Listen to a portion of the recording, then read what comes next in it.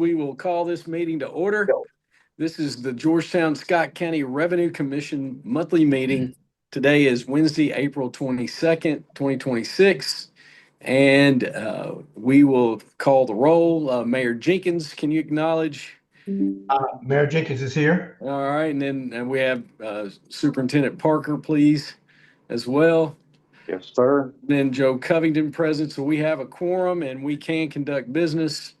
That would lead us to the first item for your consideration, which would be the approval of minutes from last meeting, 3/25/26, as shared. Any questions or comments as presented? No. No, sir. Would there be a I'll make a motion? All right, motion from Mayor Jenkins. I'll second. Second, any other questions or comments? All those in favor, please say aye. Aye. Aye. Any opposed? Motion passes.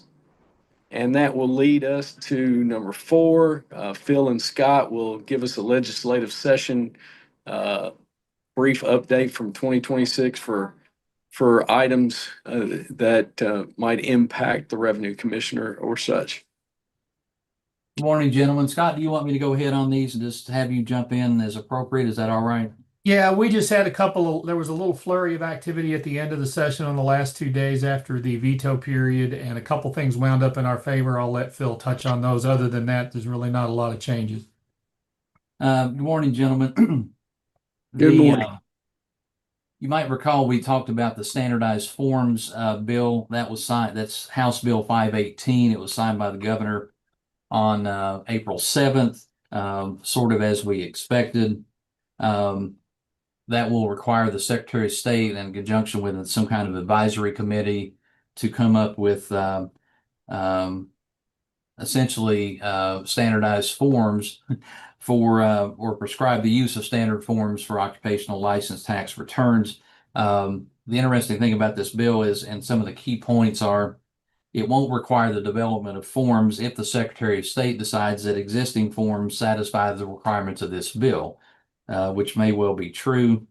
Local jurisdiction can opt out if it already has an online filing and payment system, which of course the Revenue Commission does.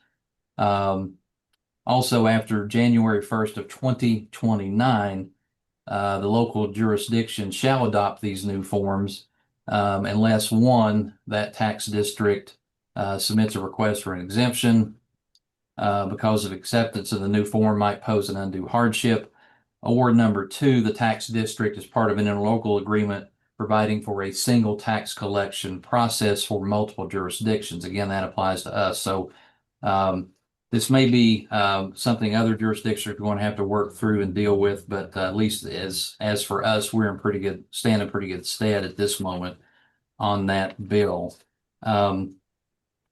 One of the other noteworthy bills that we were talking about was Senate Bill 9, which started as a bill to incentivize residential housing development. But when the Senate sent that bill to the House, a significant amendment was added, as I think we were discussing before we started, that would have essentially prohibited local regulation of short-term rentals, the so-called Airbnb language. That passed the House on a largely party line vote, but when it was sent back to the Senate, they did not agree to those changes. And on the last day of the session, a conference committee could not work those out. So that bill did not pass. I'm sure we'll probably see that again at some point in the future. House Bill 392, signed by the governor also on April 7th, increased the amount of the exemption for small purchase contracts. Won't have to advertise for bids. That amount was raised from $40,000 to $50,000.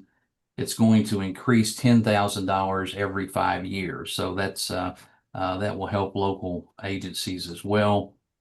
You may recall we discussed an open records bill that passed the House. However, it didn't pass the Senate. That would have allowed agencies to request the photo ID for open records requests so that they could be sure that the party requesting the records was in fact a Kentucky resident. You may also recall we discussed Senate Bill 237 and House Bill 758. That was a bill that would have said that the wages of an employee associated with a corporate office would be apportioned to the local government where the corporate office is located rather than where the work was performed, which is essentially contrary to the structure of occupational tax as we know it. Those bills didn't, both of those bills originated from Northern Kentucky legislators, but they did not get out of committee. You may also recall we talked about the alcohol regulatory bill that would have limited significantly the alcohol tax that could be imposed by local governments. That passed the House but did not pass the Senate. There were some floor amendments made on the next to the last day of the session, but again, didn't get a vote in the Senate, so that bill did not pass. House Bill 645, the tax tribunal bill that would have created a new department within the executive branch to handle all tax-related litigation, that did not make it out of committee and did not pass. And House Bill 66, which related to video teleconference meetings for public agencies, it would have somewhat limited the ability to have teleconference meetings for non-routine matters. That passed the House but did not pass the Senate. Scott, any of those you want to maybe add some additional thoughts to? No, sir, that's a good summary, and that pretty much lays it out for anything that might affect us. Any questions, gentlemen? Appreciate that information. And any questions from Mayor or Superintendent Parker? Yeah. Oh, go Yeah. ahead, Bernie. Go ahead. So Phil, it's my understanding with this standard form now, since we already got something that works, and our taxing jurisdiction is actually in 3 different agencies. So we will probably opt out on all of these at any time that comes up. Is that correct? Well, Yes, go ahead, Scott. that would be a situation where we're either going to, our existing forms would and electronic payment options would comply with the legislation, or Okay. if there's some aspect we may be able to opt out or be exempted. Okay. Thank you. I was just going to say, I know how challenging keeping up with the legislative session is just for education related bills. So, again, I just wanted to say I appreciate all your efforts because, you think you got it all figured out, and then all of a sudden they go into a conference committee, and then you don't hear anything about it for 3 days. And so anyway, it's a struggle to keep up, and I really appreciate the information that you all provided us on bills related to the Revenue Commission. Thank you all. Yes. Yeah, Thank you. and Thank you very much. I concur with that because I'm telling you what, the 2 bills which I was concerned with, one, as you know, with the alcohol bill, and of course the other ones where it limited us directly in revenue. When we all 3 of us, we only can get revenue either by taxation or jobs. And when you take away our ability to control that, it makes it difficult for us to provide services for our constituents. So I appreciate what you all, Scott, and what you all doing on that behalf. Yes. Thank Thank you, you very sir. much. With that said, we'll move on to item number 5. Request to close office on 5/21. Does this need a motion, Scott, or just Yes, acknowledgement? No, we need a motion to approve for us to close on May 21st. This is every spring, our COLA seminar. It's in Frankfurt. There's no cost involved, so it's a great opportunity to get a day of training with no cost to the Revenue Commission. But we do need a motion to the office. I'll make that motion. And I will Motion. second. Second. All those in favor, please say aye. Aye. Aye. Aye. Motion passes. That said, then we'll move to number 6. Scott? All right, we have 4 this month, so we'll try to move through them quickly. 3 of them are pretty simple. The first one's a little complicated, but we'll get through it. It's an approval. It's a part approval, part denial. This is a complicated request scenario involving net profit tax years 2007 to 2023. So we're talking a lot of years here. This taxpayer has a long history of noncompliance with the Revenue Commission. They are a real estate broker who is unfortunately suffering from serious health issues in recent years. The taxpayer's spouse has taken over handling the taxpayer's business affairs and is making a laudable effort to try to bring the account current and get this all cleaned up. Further complicating the situation, the taxpayer's serious health issues render him unable to assist in providing business records and/or documentation to the spouse.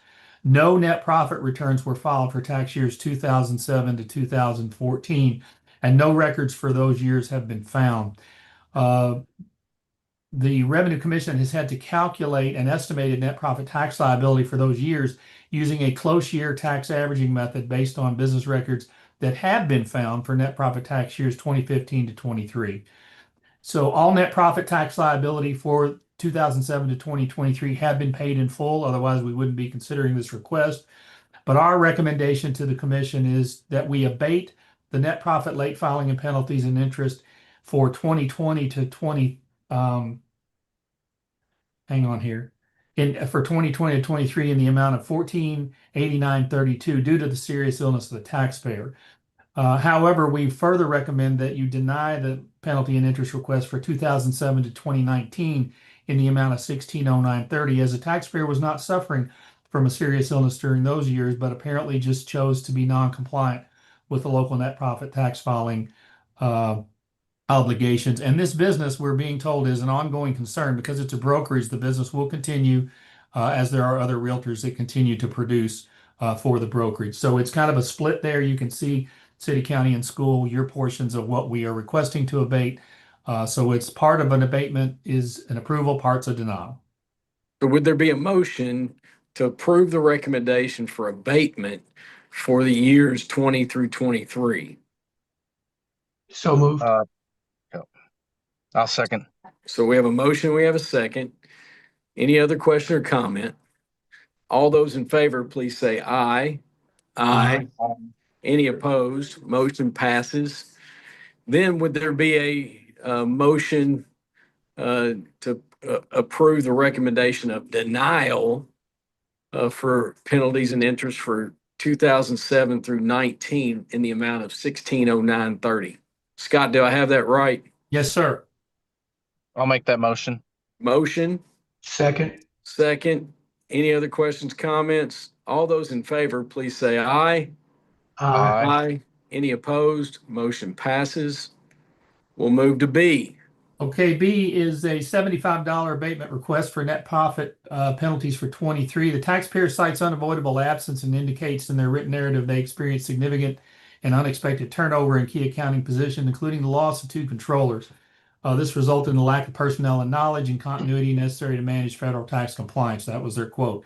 While this abrupt loss of key personnel is certainly unfortunate, it is within the taxpayer's control to establish continuity and contingency plans in place, including proper cross-training of personnel to ensure that critical functions such as federal and state local tax compliance is not at risk. Per Revenue Commission policy, nothing presented demonstrates reasonable cause, so our recommendation is to deny this request. Question or comments? I'll make a motion to go with Scott's team's recommendation. I second. There's a recommendation and a second for denial. Any other questions or comments? All those in favor, please say aye. Aye. Aye. Any opposed? Motion passes. Now, C. Okay, this is an approval for $192.30 in late filing, late payment penalties for 2 tax years, 23 and 24 on net profit. The taxpayer cites unavoidable absence and indicates in their written narrative they're experiencing extreme financial hardship due to significant loss of their sole source of household income, which is due to the spouse's unexpected and intermittent unemployment. Taxpayer further states that in 2025 they filed bankruptcy in order to save their home and vehicle and have incurred significant debt resulting in an $83,000 discharge. All net profit tax liability for 23 and 24 have been paid. Due to the extreme financial hardship and considering doubt as to collectability, per our policy, this does establish reasonable cause, and we recommend approving this abatement. Any questions or comments? I'll make a motion to approve the staff recommendation. I'll second that. We have a motion and we have a second. Any other questions or comments? All those in favor, please say aye. Aye. Aye. Any opposed? Motion passes. All right, we'll move on to item number 7. This is just a update and a review, discussion, and approval for the audit final report. Sorry, Jay, we had one more abatement. One more at the bottom. Oh, I am sorry. I need to do a better job of scrolling down. Go ahead, Scott. Okay, this is an approval for $77.17 for net profit tax year 24. The taxpayer cites unavoidable absence and indicates in their written narrative they've been battling cancer and are experiencing financial hardship due to the recurrence of the cancer and costly treatments. Due to this, this does establish reasonable cause per our policy, and our recommendation is to approve this abatement. So moved. So we have a motion, second. Any other questions? All those in favor, please say aye. Aye. Aye. Any opposed? Motion passes. All right. Now we can move on to the audit final report. Yes, I attached the full audit report, all the statements, plus the letter from the auditors. I will share with you the page I always share after the audit for the tax year that ended June 30th, 2025. $75.8 million is what's highlighted there. You can see that's what we collected. That's what we deposited on your behalf. $1.43 million was our approved budgeted expenses for the year. That comes up to an ROI of 98.12%. So we're continuing our 98% ROI for the taxpayers and for the jurisdictions. And then, of course, the part that I like to show the most is the last page, which says there are no findings or responses for the tax year. So it's a nice, clean audit. So unless you have any questions, we just need a motion to approve and accept this, at which point we'll post it on our website for transparency. That's always good news when you have no findings. So I'm sure everyone agrees with that. Any questions or comments? No, I make a motion. Motion? I'll second that motion. Any other questions or comments? All those in favor, please say aye. Aye. Aye. Any opposed? Motion passes. That leads us to number 8. Scott? Yeah, this is just a verbal reminder. I did not attach a budget. I'm still working on putting that together. We're not anticipating any big expenses, anything out of the ordinary. As always, the big question will be what if any, COLA will be recommended in the budget. So if you want to be thinking about that, what the city's doing this year, what the county's doing this year, what the school board's doing this year, and we'll discuss that in May. I'll have a budget attached next month, and we'll have a budget discussion, and then that will give us another month. We have the May and June to review and talk about that and approve the budget. Sounds like a plan. Any questions or comments? That'll lead us to down to just general discussion. Okay, general discussion. There were no new projects on the Cabinet for Economic Development that would impact Revenue Commission. The Scott County United, Jack Connor, has asked us to submit a blog post for their website, which we have done, and we're waiting to get approval on that. So more on that. I did attach our draft, which we sent to Jack. Well, I know Jack really liked it. So that may be coming, more to come on that. We did make our final payment for this fiscal year on the KJRA. You'll see that. And then we're now entering the 2-month period where there are no payments made there. We do have some individual compliance efforts. Want to show you that quickly here. $84,000 is what we collected. You can see, looks like Phil got the top spot this month with $30,000, 97% net profit. You can look at the numbers there. A good month for March. Any questions on that? Congrats and thanks for that update. All right. Electronic payment summary. I'd like to share this with you every month. About $87,000 came in over the web.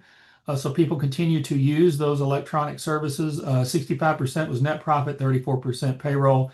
And you can see typically e-checks are the most popular tool that taxpayers use to pay their taxes online, 84%. Any questions on that? Oh, No questions. All right. So you see the monthly tax collections below, so sizable decrease there, 53% across the board and anywhere from 44 to 59%. There's a reason why, and we'll go to the quarterly stats here to look at it. We had in March of 2025 a $3.9 million net profit deposit that we did not get this year. So if that's happened twice, it happened once in January, as you can see there, the 3.4 decrease and the 3.5 for the month of March. So that puts us at 5.5 million down as compared to last year. But if you'll see here, if you take these two payments, 10.6 million, we're competing against 10.6 million we don't have, and we're only down 5.5. So it's looking like we might wind up with a pretty good year here. John and I are working on some reports to give you a little bit more detail on that at a future meeting. To account for these large net profit deposits. So that's where we currently stand. I've also updated your distributions versus what we've collected versus what we've distributed to each of the 3 jurisdictions after the month of March in there. So 3/4 of this fiscal year is in the books. Anyone have any questions? Nope, that net profits, it's easy come, easy go. So we can't, it is what it is, isn't it? Highly volatile, highly It's highly volatile. volatile. Any other questions? No, sir. No, thank Okay. you. Then we've got our update here. We had 109 new businesses opened this month and 98 closed this month, which is pretty common during this time of the year when it's tax season. So that's where we are so far. We're averaging 95 new accounts and 72 closed every month in the first 3 months of this calendar year. And that puts us currently at 11,143 open active accounts. Any question on that data? No, good Sure. data, good data. All righty. So let's see here. That's the end of the general discussion. So our next meeting would be Wednesday, May 27th at 10 a.m. That's the Wednesday after Memorial Day. Wow. Time is moving on. That Yes. works for me. Does that work for everybody else? Yes. If I'm unavailable, Gina will be available. That is right in the throes of, that'd be a day or two ahead of some graduations for us. So it's entirely possible I may miss you all on that one, but I will try my best to be there. We understand, and pomp and circumstance certainly takes up a lot of bandwidth. So, It does. and good for those young people. Appreciate what you do. Yes, sir. With that said, is there a motion to adjourn? So moved. I'll Motion, second. second. All those in favor say aye. Aye. Aye. We are adjourned. Thank you all for conducting business, and appreciate all the information. Have a good day. Thank You you. too. Thank you all. Thank you, Bye-bye. gentlemen. Bye-bye.